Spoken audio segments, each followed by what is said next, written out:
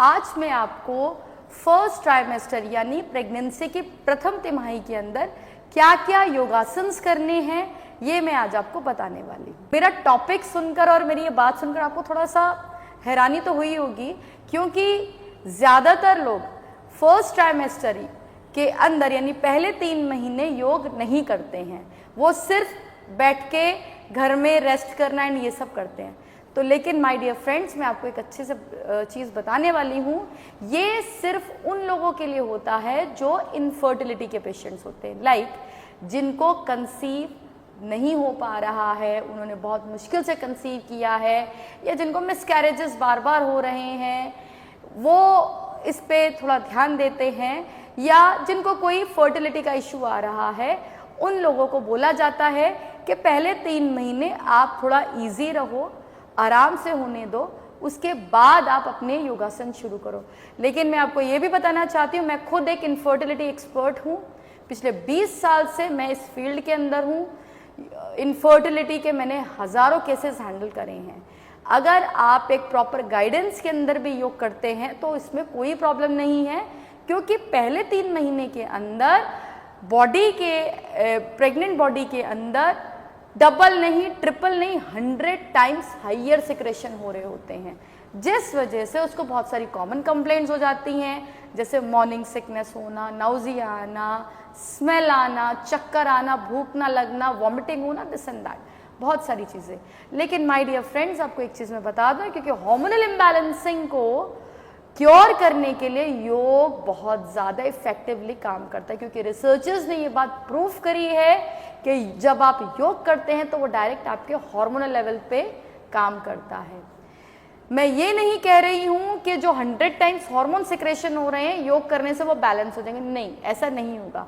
वो इसलिए क्योंकि बॉडी के अंदर बॉडी बन रही है, वो तो नेचर कर रहा है, वो तो होगा, लेकिन जो सिक्रेशन बियॉन्ड द लिमिट जाके आपको प्रॉब्लम कर सकता है, लाइक कॉमन कंप्लेंट्स क्रिएट कर सकता है, कोई कॉम्प्लिकेशन क्रिएट कर सकता है, उस चीज़ को हम रोक सकते हैं रेगुलर योगाभ्यास से। तो माय डियर फ्रेंड्स, आगे जाने से पहले मेरे चैनल को लाइक और सब्सक्राइब करना ना भूलें, क्योंकि मैं इस पे पूरी सीरीज बना रही हूँ और रोज कुछ ना कुछ नए आसन एंड प्राणायाम मैं इसमें डालूंगी, ताकि आप वो पूरी जानकारी उठा सकें और पूरे 9 महीने मेरे साथ योग करें और लास्ट में नॉर्मल डिलीवरी करवाएं। तो चलिए शुरू करते हैं पहली क्रिया। अगर आप बिल्कुल ठीक हैं, आपके कमर में कोई दर्द नहीं है, तो आप पैरों को मिला सकती हैं। अगर आपको कमर का दर्द है या बैक में पहले से ही हंच है, तो ऐसे केसेस में पैरेलल रखिएगा, ठीक है। दोनों हाथों को सामने रखेंगे, कटी चक्रासना। सांस लेते वक्त राइट साइड, सांस छोड़ते वक्त left side. Inhaling right, exhaling left, inhaling right, exhaling right. ये आपकी कमर को पूरी तरीके से लचीला बनाता है, साथ के साथ आपके मसल्स को ओपन करता है, और अगर आपको सर्वाइकल या माइग्रेन का इशू आ रहा है तो उसे भी ये क्योर करता है। और क्योंकि प्रेगनेंसी में लेथार्जिकनेस यानी कि थकावट होना, बॉडी का ना खुलना बहुत कॉमन हो जाता है, सुबह सुबह उठ के ये क्रिया करेंगे तो उसमें बहुत ज़्यादा इंप्रूवमेंट आएगी आपको, ठीक है। चलिए दूसरी क्रिया, पैरों को थोड़ा सा बढ़ा लीजिएगा, कमर से थोड़ा बाहर की ओर खोलना है। ये मेरा लेफ्ट हैंड है, इसको नीचे रखा, राइट हैंड को ऊपर रखना है, मूव करेंगे। Inhaling right, exhaling left, inhaling right, exhaling left, inhaling right, exhaling left, inhaling right, exhaling left. ये आपके साइड बॉडी के लिए बहुत अच्छा है, क्योंकि जब वेट पुट ऑन होगा तो साइड की फ्लेक्सिबिलिटी सबसे पहले जाती है, और यहाँ पे बहुत ज़्यादा फैट का एक्यूमुलेशन हो जाता है यहाँ पर भी, तो वो उसको बहुत अच्छे से निकाल देगा, ठीक है। चलिए तीसरी क्रिया करते हैं। इस तरीके से आप खड़े हो जाइएगा, सीधे पैर को सामने की ओर खोला, घुटने को मोड़ा। ध्यान रखिएगा घुटना ऐसे पॉइंटेड ना हो, क्योंकि अगर पॉइंटेड करेंगे तो उसमें आपको घुटने के दर्द होने के चांसेस हैं।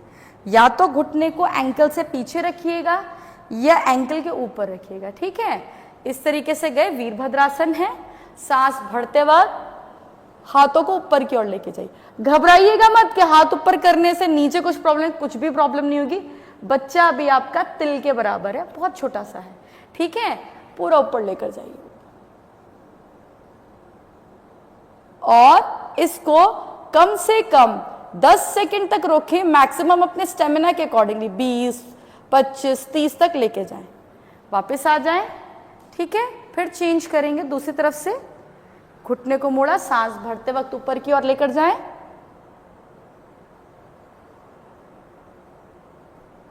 और फिर वापस आ जाएं।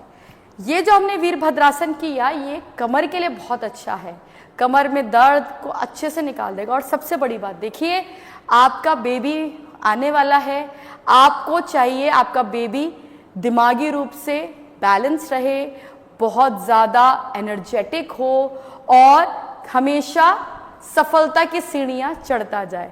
तो ये जो आसन है, इसका नाम ही वीरभद्रासन है, यानी कि रेगुलर अगर आप प्रैक्टिस करोगे तो बच्चे के अंदर वीरता का भाव आएगा। और सबसे बड़ी बात, जब आप चेस्ट को ओपन करके ये सब ऐसे करते हैं तो इट इंडिकेट्स कि आप प्रॉब्लम को सामने से फेस कर रहे हैं।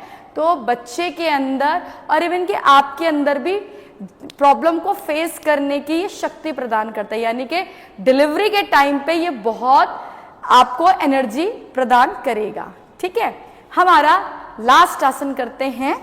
दोनों पैरों को खोला, दोनों हाथों को इस तरीके से आपने इंटरलॉक किया, ऊपर लेकर गए और सांस ली, सांस छोड़ी, सांस ली, सांस छोड़ी, सांस ली, सांस छोड़ी। ये क्रिया को कम से कम 20 और मैक्सिमम 50-60 तक आप लेके जा सकते हैं। ये क्रियाएं आप रोज करें, दिन में 3 बार करें और पूरे 3 महीने करें। चिंता मत करिएगा, कुछ भी नहीं होने वाला, कोई मिसकैरेज एंड ऑल कुछ नहीं होगा। मैंने पहले ही बता दिया, जिनकी केस हिस्ट्री इनफर्टिलिटी की है उन्हें ध्यान देना होता है, जिनके नॉर्मल कंसेप्शंस हैं कोई प्रॉब्लम नहीं।